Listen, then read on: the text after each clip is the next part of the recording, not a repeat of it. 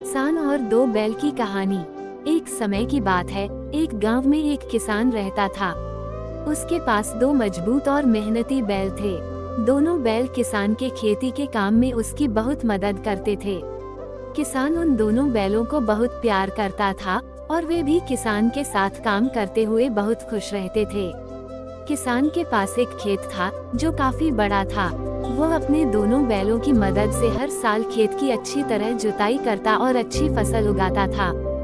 दोनों बैल भी मिलजुल कर काम करते थे और एक दूसरे का साथ कभी नहीं छोड़ते थे।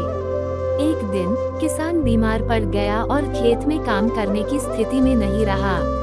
उसने सोचा कि अब वो खुद खेत की देखभाल नहीं कर पाएगा, इसलिए उसने अपने दोनों बैलों को एक व्यापारी को बेचने का निर्णय लिया।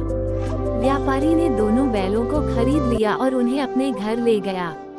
व्यापारी ने दोनों बैलों का काम बढ़ा दिया और उन्हें अधिक मेहनत करनी पड़ी। बैलों ने सोचा कि अगर हम इसी तरह काम करते रहेंगे तो हम जल्दी ही कमजोर हो जाएंगे।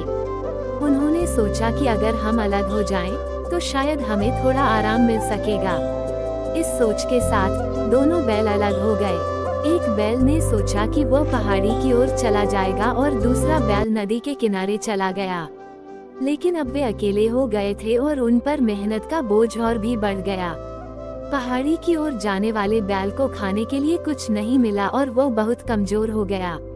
नदी किनारे वाले बैल को भी पर्याप्त भोजन नहीं मिला और वह भी कमजोर हो गया। कुछ दिन बाद किसान अपने आप को ठीक महसूस करने लगा और अपने बैलों को देखने गया। उसने देखा कि दोनों बैल बहुत कमजोर हो गए थे। उसने उन्हें वापस अपने पास ले लिया और उनका अच्छे से ख्याल रखा। उसने उन्हें समझाया कि उन्हें हमेशा साथ रहना चाहिए, तभी वे खुश और स्वस्थ रहेंगे। दोनों बैलों ने किसान की बात मानी और फिर कभी अलग नहीं हुए। वे फिर से साथ काम करने लगे और धीरे धीरे उनकी ताकत वापस आ गई।